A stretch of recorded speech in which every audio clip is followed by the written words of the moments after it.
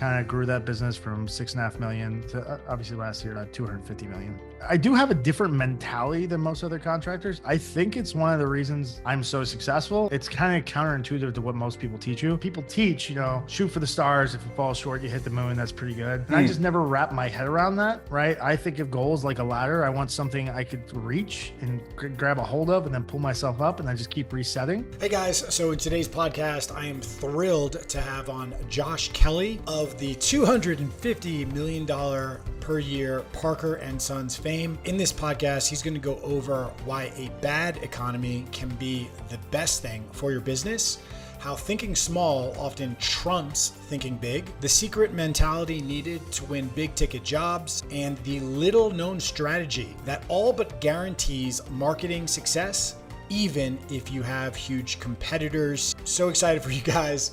And thank you so much, Josh, for the time. Check him out at Clover Marketing. And here you guys go. All right. Well, Josh, it's great to be speaking with you, man.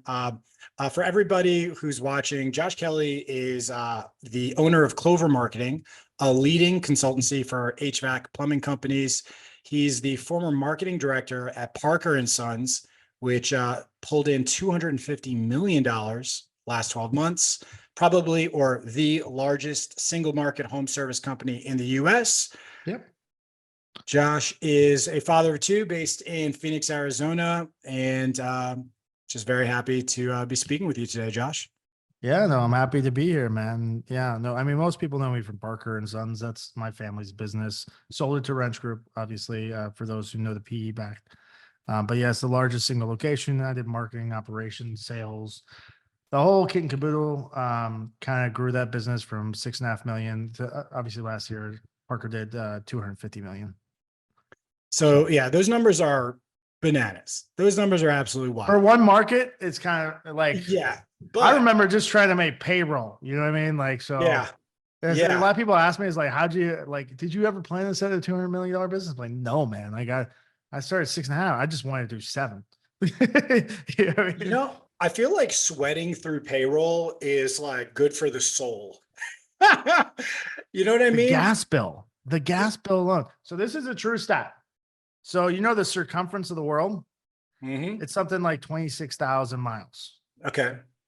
Every single day, Parker and Sons vehicles drive over 26,000 miles. So technically around the world. All the way around. In a year, we go all the way to the moon and about halfway back.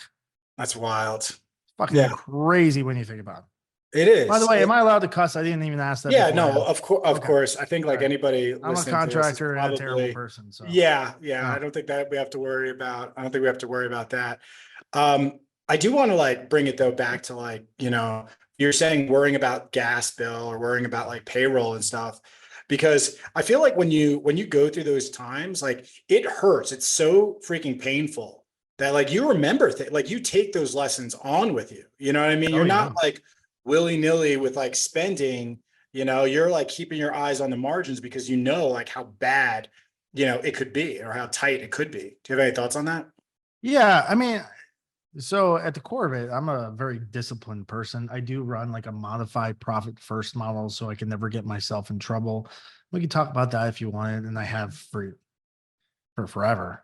But yeah, I do have a different mentality than most other contractors. I think it's one of the reasons I'm so successful, and it's kind of counterintuitive to what most people teach you. And it's not just a me thing. If you take, me, the Dave Geigers of the world, the Jonathans, like almost all of us have this mentality, but it's the exact opposite of what everyone else teaches. People teach, shoot for the stars. If you fall short, you hit the moon. That's pretty good. And I just never wrap my head around that. Right. I think of goals like a ladder. I want something I could reach and grab a hold of and then pull myself up and then just keep resetting. Yeah. So I was never that guy that like, hey, we're going to grow 10 million this year when we were 6.5 million. Right. And I'm going to buy the trucks for it. And I'm going to buy the new building and I'm going to hire the employees. Like I never worked that way. I tried to always build a bigger fishbowl. Right. But just slightly bigger than I needed. Yeah. Never behind, because that caps growth, right? But also never so far ahead where I got myself in trouble. I know lots of people don't believe in that, and it can work out. It can also not. And my strategy can't really not work out, because if you don't overextend yourself, you always have the room to make mistakes. Yeah, I hear a lot of like risk mitigation in what you're talking about. But what I find curious is that in the beginning, it seems like, especially at Parker and Sons, you guys might have been growing at like a couple of million, adding a couple of million a year. But then Yeah, it seemed like there was a period of time where like the growth I was grew like like way crazy. Yeah. larger. So how did that play into this whole thing? Well, it's a combination of a few things, right? So number one, like, uh, we did get a snowball effect. Like when we first got in the business, like we didn't have money for marketing. It wasn't really a thing. We didn't have money to recruit the best people in the industry like we do now. Like I do at Clover, right? Like we have unbelievable team members here. Um, and I could afford to do it. And I have the name and the brand and the story to do it. We didn't have any of that.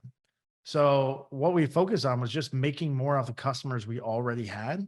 And when I started making more of the customers and got really good at that, then I had more money for marketing and I had more money for mistakes. And when I marketed, those calls that came in were worth more money, and it started to snowball. And you combine that with really doing the basics effectively, not that we don't have room to grow every single day. Every business does. But we did the basics better than others. And when we did that, and then you combine that with some basic opportunities, like it spiked significantly. The biggest spike, the first one was 2008, where the economy fell apart and most contractors pulled back. And we had the money, we hadn't overextended ourselves, and we had the basics down, that when everybody else pulled back, we leaned in and had gigantic growth years. And it turns out those growth years looked really growth oriented, but it turns out we were taking way more market share than we even realized. So when things turned around, pop, right? Or we found a really great team member. Like I will tell you, one of the biggest reasons that Parker and Sons is so successful is Daryl Bigham. Daryl was the right-hand man for George Brazil, kind of a legend of our industry, and much bigger than Parker till we really got into the 60s, 60 million. And then they've shrunk since then. And obviously Parker's continued to grow. But we had an opportunity we'll call it, right, to take an unbelievable talent from our biggest competitor. And our business started skyrocketing when you get the right people in the right places. So it's the basics, and then just being keenly aware of potential opportunities and taking advantage and leaning in when you can. Yeah, that's amazing. I'm so glad that you talked about these spikes coming from opportunities. And then what I'm hearing is like some of these opportunities are like macroeconomic opportunities, like if there's a contraction, if there's a recession going around, for you guys being in the right place, the right time. Economy being bad is like the best thing that could happen to a really well-run business, because their competition will falter and you won't. And then when things turn around, that's where the spike They don't happens. exist, you do. Yeah. Yeah. So one thing I find interesting in business is this idea of like sequencing. How it's like first you want to get certain things, and then after those things are nailed down, you can move on to other things later on. And you mentioned that the first thing that you guys focused on at Parker and Sons was making more money out of each call. Right. So could you talk a little bit about like what did that look like for you guys, but also, in your consultancy, when you're working with with contractors, what are some of the things that you're seeing people can do, like action items, in order to get more value out of each call? Yeah, at the core of it, it's the basic stuff. Like we talk about marketing. I know you're a marketing guy. Like most people won't even track what's working in marketing in an effective way. Don't make adjustments, don't drive things, don't hold vendors accountable. From making more off the customers you already have, the easiest, the most obvious solution, which most contractors fall flat in their faces, setting their pricing right, so they could actually make money across the board. Some things they'll tend to be priced right. Some things they'll tend not to be priced right. They update their pricing every 3 years, where I do it monthly, right? Like basic, simple stuff like that adds a ton of dividends. But you can only take that so far. You can't increase your pricing. And definitely some people may disagree with me on that, but I believe there is an endpoint. If you want to be really large and make a lot of money, you don't put margin in the bank, you put money in the bank, right? But really for us, it was adjusting pricing so we were priced properly where we could actually make money and take care of a customer and not take advantage of them, right? It was selling over the phone and locking down customers, right? Making sure every single phone call we actually closed. Because most contractors, if you're just being honest and you sat in your call center, they miss half of their phone calls. And nobody calls into an AC company for fun. They're looking for service. And if they didn't do business with you, they did business with someone else. And that's an opportunity you lost. And I don't believe that, like some people kind of spell that way as part of the process of doing business, but it's because they don't really understand what that customer is worth. At the end of the day, it may come across as a tune-up, but I don't know if it's a $15,000 install until I go out there. So if I assume it's a $15,000 install, man, I do things differently. And when I do things differently, I close those calls and all of a sudden my business goes, I'm already paying for the marketing. I might as well actually go do the business, right? It's, increasing your average ticket. It's cross-selling. It's presenting the multiple options. It's the follow through and the sales recovery after. It's all the basic steps and processes and systems to make sure that that customer is not only excited to do business with you, but continues to do business with you. And when they do business with you, they're not afraid to spend money because they know what they're paying for. So we could go into like all kinds of details in that. And there's all kinds of people teach it. And obviously we teach that stuff in more of a scalable way and things that are working like more significantly and more up to date than others. But the truth is we all know the basics. It's just doing them every day. And that's how you increase the value of a customer and putting the systems in place. Do you have a health and safety inspection, right? Are you having the customer sign off and doing a summertime guarantee and waiving it if it's an older system? Are you presenting financing, not just $100 a month, but for most customers, a brand new high efficiency system costs anywhere between $2 to $3 a day. That's it. Price of a cup of coffee, right? And just breaking down the stuff where you're just trying to catch as many of those balls that are falling as you possibly can. And you're never going to catch them all, but you can't accept when you don't catch them. Does that make sense? It reminds me, yeah. And it reminds me a lot of something I read a couple of weeks ago. It was about like the British cycling team. So like apparently I don't know if they you've heard this ship one. beds and it's a crazy story. Unbelievable. Story. Yeah. Yeah. Do you want to tell it? Well, you read it fresh, but it's about incremental improvements. It's about incremental improvements. They didn't try to be the fastest in the world. They tried to get ever so slightly better, and they took steps every single day and they bought different bikes. They bought different tires. They did different training schedules. They went into eating. They shipped beds because they found if they used their own bed, they got like a 1% increase in productivity. And within, what was it, like 8 years, they were a joke. I don't know the years. You would know. I don't know. Whatever, 8-10 years. They were so bad that the bike companies refused. They gave them bikes, but took their labels off of them because they didn't want to be associated with the English biking team to winning the Tour de France like 4 times in a row. Yeah. Yeah. That's wild. Like some basic, so it was all just incremental improvements. It wasn't like one silver bullet. It was a bunch of like lead bullets, that got the job done. 3% improvement here, 4% improvement here. All Next adds thing. up. Yeah. Yeah. Well, and like, what I love is like, one of the things that, you've got such a specific, industry knowledge. And so when we say it all adds up, what like average ticket are we looking for? Like what's like, I mean, obviously it's going to depend on the market and stuff. Yeah, for San HVAC, for Francisco is plumbing, different than Tuscaloosa, right? yeah. But in general, there's kind of 3 tiers, right? There's and like anybody listening to this, don't take this the wrong word, but there's like we'll call it a rural area, right? Where you don't have a huge city to base off of. There's generally less disposable income, and those are going to range a little bit, but you're in those areas, you're looking at 500 to 550 average ticket for service. Very much depends on install, but you're looking at 8 to 12,000 for installs for HVAC. We can talk about plumbing, electrical, and all that stuff too, if you wanted to. For most markets, so anything outside of San Francisco, LA, or California in general, if we're just being honest, anything outside of California or New York City, it's basically the same. And you're going to be looking between 550 to 650 for service, 12 to 15 for installs, average ticket. And then what is that like on a blended basis? I don't blend it. I could figure that out if you really wanted me to, but at the end of the day, a blended number is not something I could drive off of. So why track it?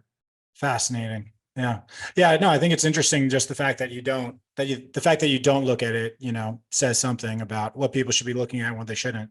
Well, what comes up all the time is like, what's your hourly rate? Right. And there's like, here's what I charge $600 an hour. And people ask me, I go, what's your hourly rate? I'm like, I don't fucking know. I don't set pricing that way.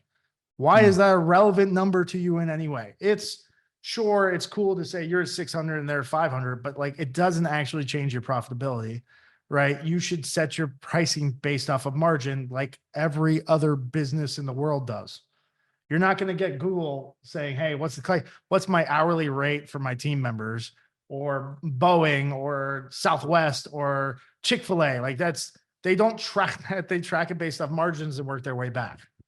Yeah. What margins are you targeting and then working back from? So we have loss leaders, right? These are things like tune-ups, water heater, drain flush, electrical tune-ups, maintenance agreements, and those are things I don't like. I want to make money on, but not significantly. That's competition-driven pricing. And I want to be low because if I'm low there, people assume I'm low on everything, and that's not necessarily true. Hmm. But for service repairs and accessory sales, I'm generally in the 62 to 65% range. And the Gross reason is margin. they're not very competitive. Not a lot of people shop a fan motor. It's just not a thing. So I have to make money where I can, right? Because I'm not going to make money on tune-ups. That's just not, there's not people who do that, don't do a lot of tune-ups. You could charge $200 for a tune-up, and I could tell you, you're just going to have way less technicians and do way less business. That's okay. You're going to make money on those tune-ups, but my goal is not to make money on the tune-ups. My goal is to make money overall and take care of my team. There you go. For the installs, I generally book my rate from 58 to 60. But there's a huge difference between installs and service, because service outside of bundle pricing, which I definitely do, meaning if they do 3 repairs, the second and third are going to be discounted because I'm already out there. There's no marketing costs. It helps my tech sell, all that stuff. But in general, I get full book price on repairs overwhelmingly. On installs, I'll get full book price in the middle of summer when it's 115 out, but when it's 70 degrees out and they're not even have their AC on, like I'm aware I'm not getting full book price. So if I set my book price at 58 to 60, I end up at 51 to 52 when it's all said and done for the year. A lot of people know they should get above 50%, but they set their book pricing at 50%, and that shit ain't gonna work. Yeah, that's like the maximum you're ever going to hit. Yeah. So, And that's assume. And there's people who would tell you, like, I never discount. I'm like, well, I don't put margin in the bank. I put money in the bank. Like, I keep my install crews. There's a point where I don't discount below, but my point is 44%, which is a 20% discount because my salespeople also lose points on that, right? And if your book price is at 48%, then you're right. You can't discount, but don't do that. yeah. So we covered kind of like the first bullet, of making sure that you get the pricing right. You're making more money. We talked a little bit in more detail about getting your prices, but there's also, like answering the phones, everything else that, kind of just brushed over. But what I'd really like to talk about, to switch gears is the marketing side. And there's this story that, like, when I heard this story, like my jaw dropped. I was literally walking and I'm like, oh my God, I cannot believe that Josh did this. So could you please tell everybody who hasn't already heard about this, the story of Chase Field and what you guys did with your marketing there? Yeah. So after we focused on the operations and making the most, the next thing we focused on marketing, and we end up getting really good at marketing. At one point, now obviously this is probably 9 years ago, 8-9 years ago. I had my cost per acquisition all the way down to $12, which is fucking insane. Not the same anymore. Obviously, inflation's happened, and Parker and Sons, just being honest, is not as good at marketing as it once was, because don't have to be. They can just throw their weight around, right? But I didn't always have that option. So what he's talking about specifically is a deal I did with the Diamondbacks. And this rep, his name was Steve Mullins, really great guy. I enjoy him a lot, super fun dude. And he just kept pressuring me to do something with the baseball team, kept pressuring me. And I'm like, okay, let's just sit down and have a conversation. We went out to a baseball game, and he's trying to sell me these signs out in the outfield. And he's trying to sell me all this signage that normally exists in the normal baseball game. And I'm explaining how I have no interest in paying millions of dollars, which I didn't have, to do this signage, which Arizona is a transient city. Number one, most people aren't from here, right? And people come in for baseball games, right? And then the TV production, if I'm playing the Yankees, I'm paying for everybody in New York to see my ad, and like not physically possible to use me, right? So like not interested in that. And we're walking through the stadium and going and stuff, and I'm just shooting everything down. And I go, walk me, like I got a weird idea. Walk me into the bathrooms. So we go in the bathrooms, and there was those Johnny. I know it's a weird one. It's a weird one. Put in Don't a judge me. silo, put in a I had no vacuum. So finally, I'm like, welcome to the bathrooms. Walk me to the bathroom. I want to Let's talk to you see in the where bathroom. this goes. So we go into the bathrooms, and they have those Johnny boards. So it's like those wooden case, glass in front of it, and there's like postcards inside, and there was ads. I love And those I'm looking things. at these ads. I You see love them in that. every bar. You see them everywhere. Yeah. And I go, how much do you make off those? He goes, we actually use a service for those. Like I find out, make a phone call, go outside, make a few phone calls. Turns out they paid like 12 grand for the whole stadium for those Johnny boards. And I go, okay, I have an idea. He goes, what? He goes, we're going to take down those Johnny boards. It's 12 grand. I just got to beat that. And we're not going to put those up. I'm going to paint your walls. He goes, what do you mean by that? I go, I'm going to do above every single urinal, customized message with a joke and a story, because it's inappropriate to look around when you're taking a pee as a man, right? You're like this, you're hyper in front of you. You look left or right, you're a jerk, right? So I could tell a whole story and get undivided attention. I could do in each individual one. So they'll go to different stalls and read a different message, which I've literally seen happen. I'll do the back of every single door. I'll do the front of every entrance door. I'll do on the top of the mirrors. I will have the exclusive rights to your bathroom. There's no TV time. We don't have to involve the MLB. And all I have to do is pay more than 12 grand. And I painted every bathroom in the entire stadium. So the crazy part is, if you guys know baseball, the Diamondback Stadium is called Chase Field. Every single year, they do a survey of who's the number one partner of the Diamondbacks. Parker and Sons comes up ahead of Chase, and the freaking field is called Chase Field. For just a little bit over 12K. I mean, it was more than 12K, but that was the space line I had to beat, and it's definitely gotten more expensive since then. I'm sure. But a fraction of what that sign in the field that would have gotten me no dominance, no attention would have cost. Yeah. Yeah. What did Chase pay to get their name there? $1 billion, a couple $100 million. Oh, I think it's a couple $100 million. Yeah, for sure. Sure. That's oh my gosh. It's so crazy. Cause like, there's like two real things that I hear from this, like, it's like, it's efficiency with your marketing dollars, number one, how can you really make this stuff stretch? And then the second thing is kind of like owning a medium. You know what I mean? Like, rather than just don't like do something unless you get dominate. If well, you yeah, can't you talk dominate a something, little go to a smaller pond, be a big fish, small pond. At the core of that Diamondbacks was, I could try to be like everybody else, and I'm going to get the same results as everybody else. And by the way, all those ones on the Diamondbacks, they're national companies because it doesn't hurt them to show in New York. It's State Farm, it's whatever, right? Any local company is doing it hasn't really done math, right? And that's probably really harsh, but it's kind of the truth. Those bathrooms, no one else was there. There was no competition. I could own it entirely. And like, yes, that's valuable for people that go to the games. It's not valuable for people who fly in for it. And I did the math and I accepted that. But the season ticket holders, which there are a lot of, saw me 2 to 3 times a game for 80 games.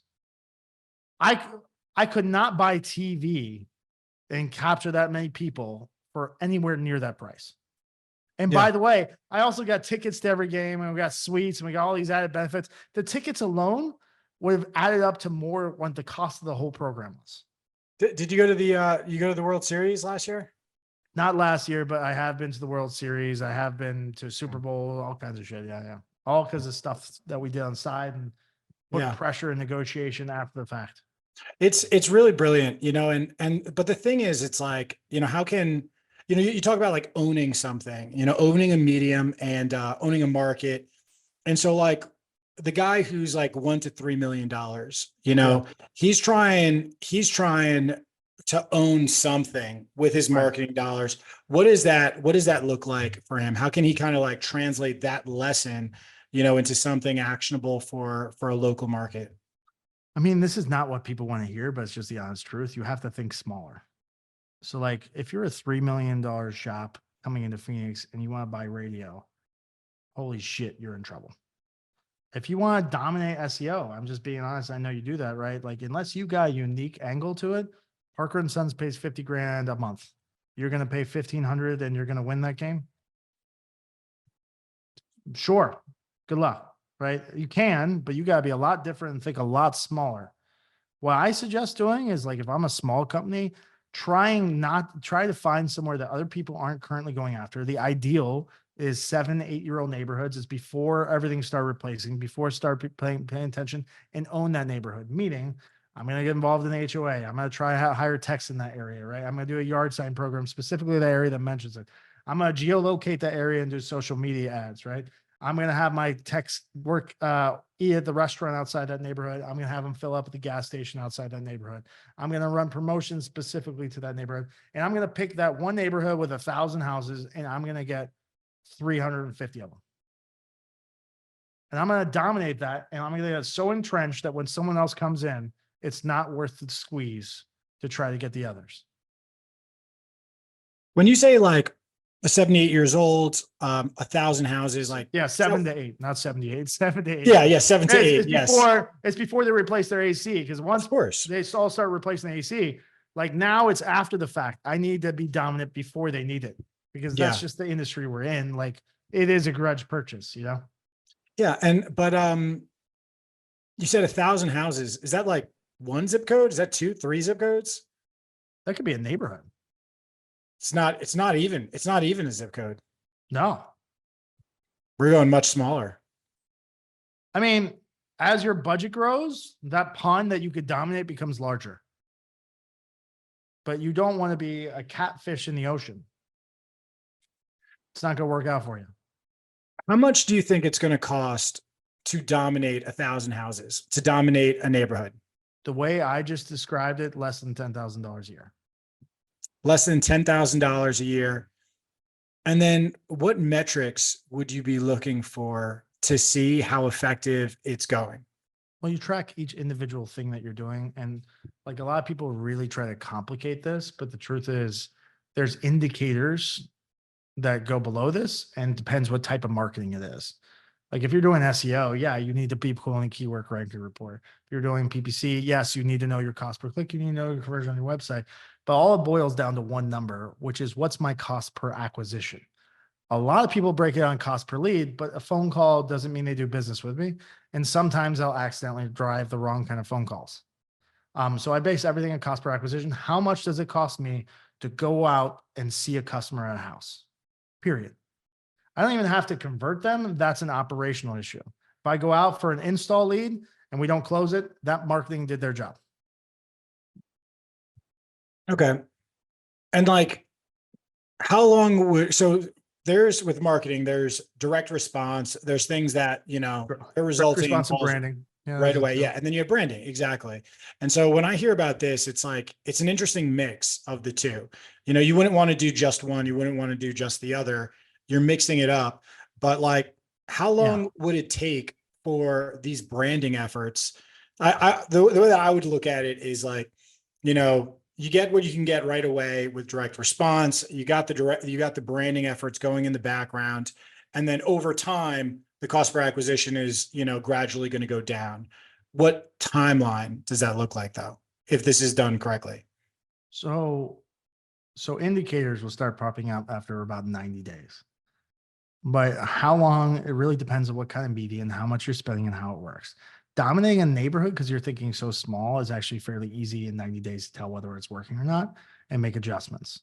If you're doing a TV campaign, 90 days is when you're going to start seeing traction, but it grows legs and starts walking on its own. So it becomes more and more effective over time. When I have 350 houses in a neighborhood and I could get 100 yard signs up at any given time, that's going to be a really good deal, right? If I only have 5, it takes more traction than that, right? So 90 days is kind of when I start looking at branding. I'm going to consider it. But I look at trending information, not factual for branding, which sucks. I love it to be factual. There's ways to make some of it factual, but a lot of it, like a simple example of this, if you're dominating a neighborhood, but you're doing PPC overall and you're building a website, you're doing SEO overall, if that neighborhood is not growing at a significantly faster clip than your other zip codes and your other areas, is that working? No. I'm not sure if I follow you on that. I might have, what do you mean by that? So let's make this even simpler, right? If I'm going to do a cable campaign. So cable campaign, I could buy the entire DMA of Phoenix. And if I have the budget, that's a great option, but I don't have the budget to buy everything in this situation. So I'm going to pick the Northeast, and I'm just making up names, by the way. I'm going to buy the Northeast section. It's 1 out of 10 sections that Cox, which is the major cable provider here in town, does. And that's the section I'm going to send my budget because it's close to my shop. It's an opportunity. It's not as dominated as others. It's what I think is going to work. Sure. Now, after 90 days, if that zone and those zip codes associated with that zone aren't growing 50% to 100% faster than zones I'm not running, that's an excellent indicator. Not that branding doesn't work, but the way I'm doing it needs to be adjusted.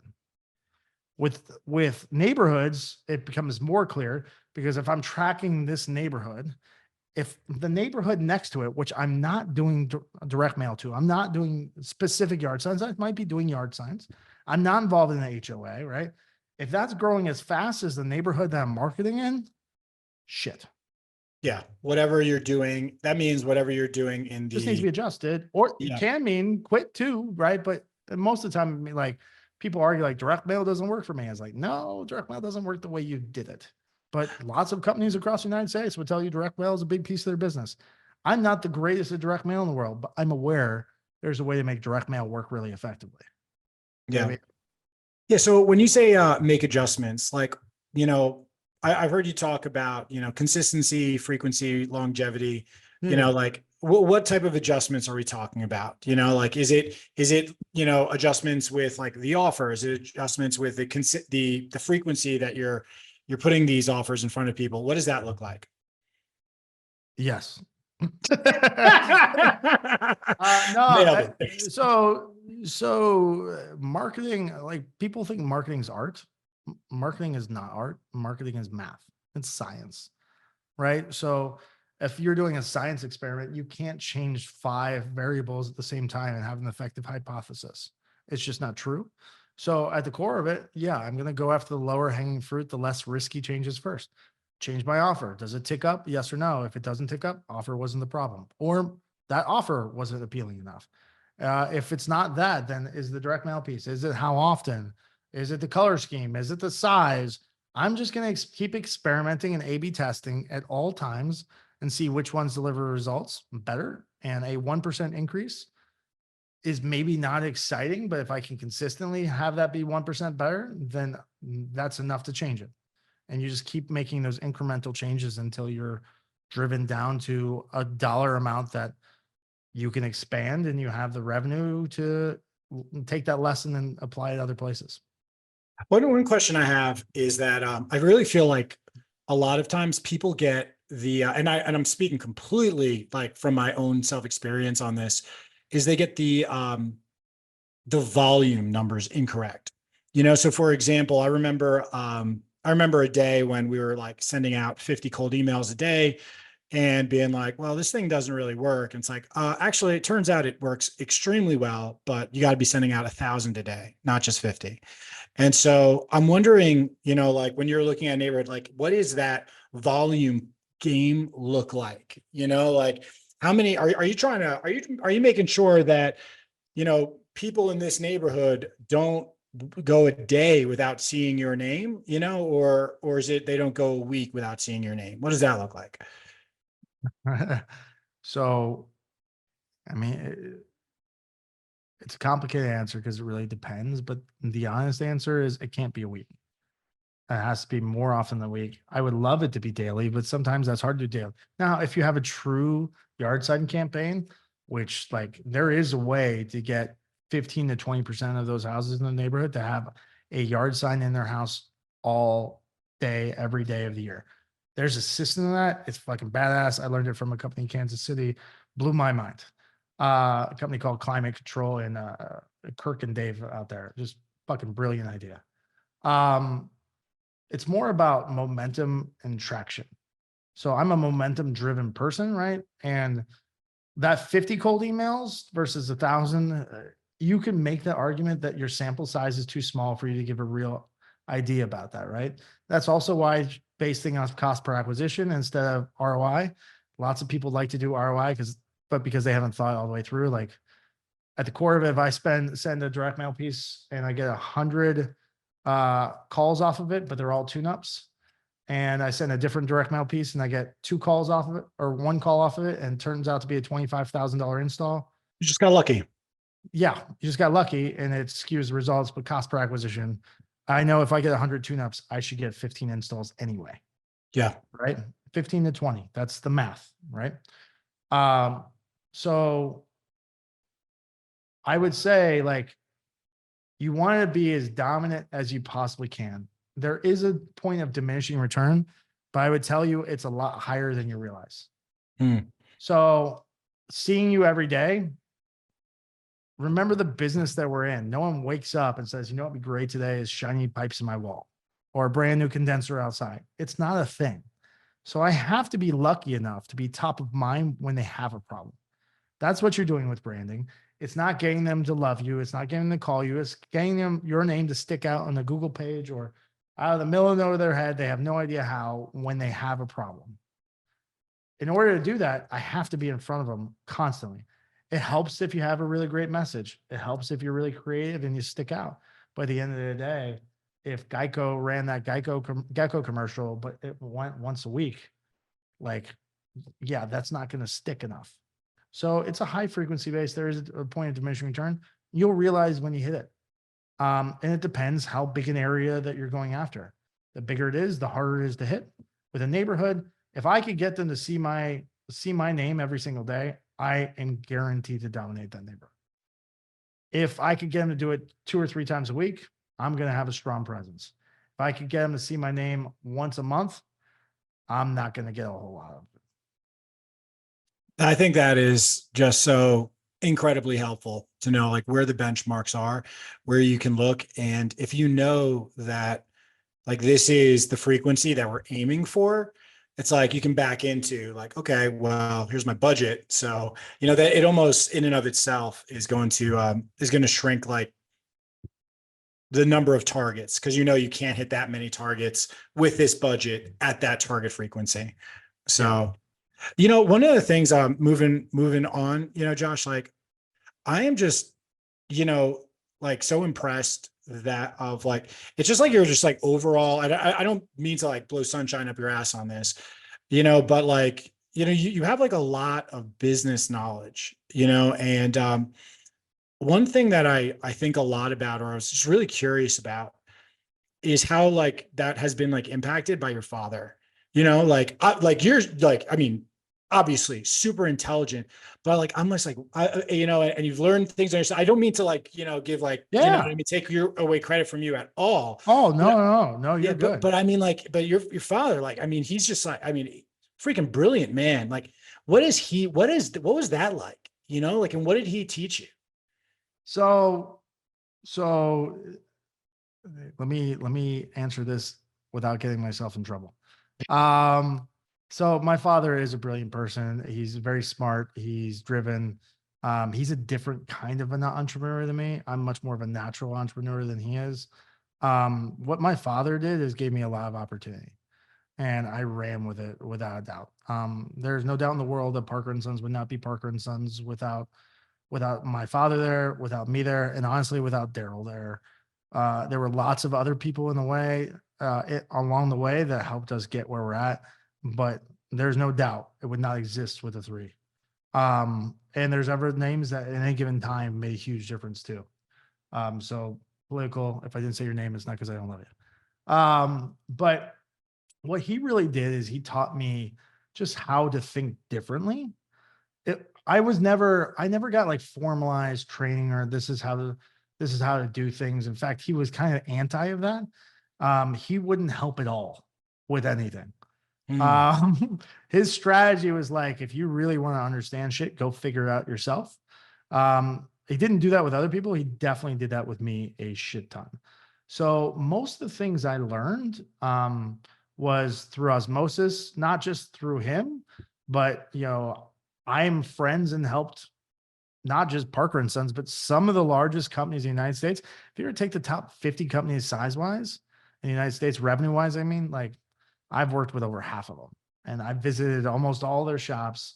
And I spent a lot of time with them and I learned from, I'm involved with Tony Robbins. I'm involved with other best practices group. I've had a software group. I have right now the most successful in the way of contractor growth and success, best practice group in the United States. Like I've always been a constant learner. I've read a business book a month since I was 13. So business or self-help, the things that my father really did for me at the core of it is he gave me some real opportunity in the beginning when I didn't deserve it, right? I was not prepared to do the things I did in the beginning. And I think that's true of any person that's really growth oriented, right? If you're prepared for your next big opportunity, it's because you're not reaching very far. Number two, he really taught me not to accept things as status quo. Like anybody that works with me directly, I'm a pretty even keel guy. Could be pretty direct, which, it could be tough sometimes, but I'm trying to help. Right. And people are really accepting of that. But there is one thing that you could say that is just going to bug the shit out of me, which is, why are you doing that? Well, that's because we've always done it that way. Hmm. That's not an acceptable answer to me. Right. Everything needs to be rethought. Everything needs to be looked at. Everything needs to be critically thought through. And I learned that from my father. And I think my father would say now that like at this point, like I've surpassed him in entrepreneur knowledge and overall business knowledge. He's a better leader than I am. Like he's just super likable. I'm a likable guy, but my father is, it's hard not to love him, man. He's an amazing person. And our skill sets have complemented each other for a very long time. And I'm really proud of what he's done and who he is. And he's my first and biggest mentor, but in a real way, it was way less teaching than you would think. And it was way more like hard lessons and go figure this shit out yourself.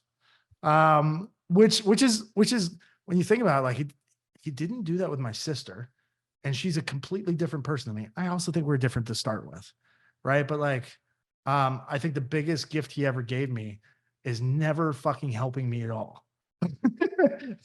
which like if he needed it, if I really needed it, he would always be there. But I could figure out anything if I have enough time. I was reading a book and it was talking about transformational leadership.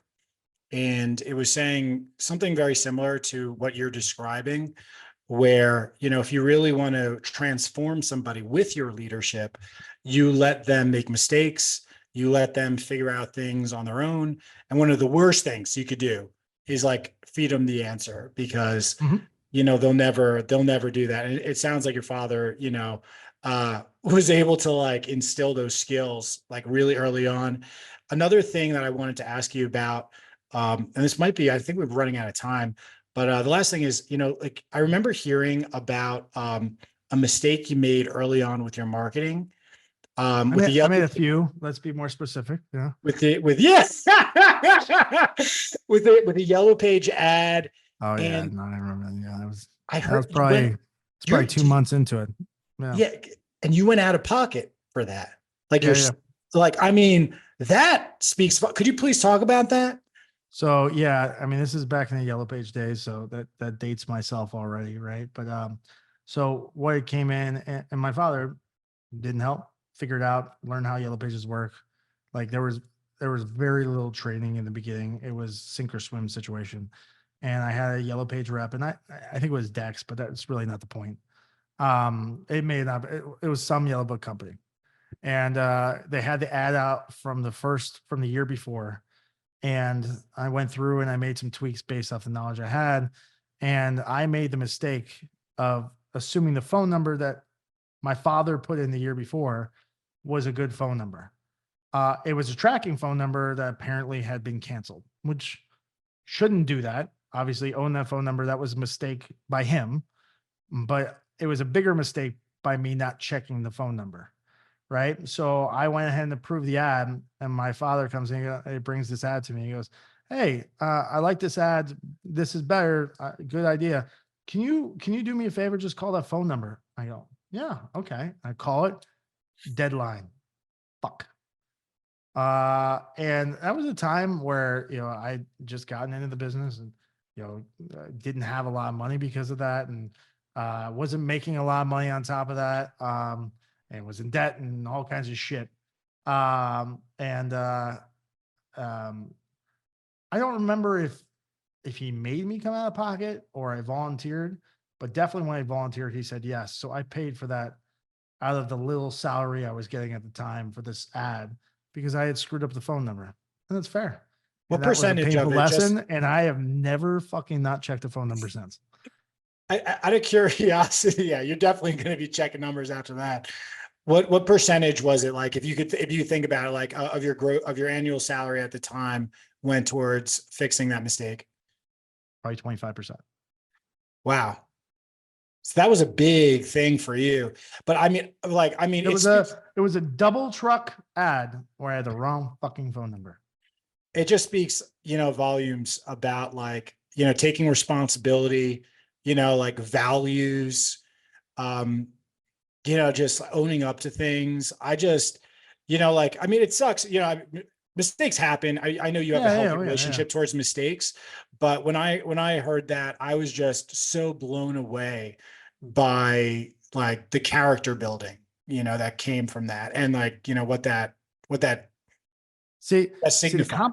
the complicated thing to that is, like, to be clear, I wasn't happy about it, but I was okay with it. And I knew I had screwed up. And at the core of it was a great learning lesson for me. My attention to detail, it is not my strongest suit, but that day it drastically improved. Right. And I'm way better because of that conversation, because of that mistake. It was a good investment in reality. However, you want to take that lesson, you want to apply it to other people, but no fucking way in the world can you do that to a normal team member. That only applies because I was his son. You know what I mean? Anyone else, like my team members screw up, and you have to give them the room to fail. If there's no room to fail, there's no room for innovation, right? And I am a huge believer in that. But when they do fail, you can't punish them. So, like, it's a really great lesson and a story for me. At the same time, I don't think it's usable for virtually anyone else. So it's kind of like a catch-22. You know what I mean? I think that they can use it in terms of looking at themselves, and like the level, the standard that they have for themselves. I think it's useful for fathers out there, we're raising men, to look at That's that fair. type of thing. That's fair. So well, look, I mean, Josh, this has been just absolutely amazing. Like I told you before, I was so excited researching this because like I just knew that this was going to be an amazing conversation. When people want to get a hold of you, where should they go for that? You can just go to the website, growwithclover.com. My contact information is all over it. If you want to reach out to me, it's josh@growwithclover.com. I'll be totally upfront. I'm a busy dude. I'm not great at answering emails. You're better luck going to the website and going to the team. You're going to get me anyway, but they're going to put you on my calendar as opposed to trying to go directly to me, because I get like 300 emails a day. So it's a lot. The contact forum guys. I love the jam sessions that you guys have, at Clover. I think that's like such a tremendous resource. There's a whole thing that I wanted to get into. We just didn't have time for, so I don't know, maybe we'll find another chance to go over that. Yeah. But this isn't about a pitch and how we can help people and grow their businesses and all that. This is just providing value, and people will get this. And if they want to learn more about what we do and how we change people's lives, they'll reach out. Excellent. Well, Josh, thank you so much. Thank you, man. I appreciate it.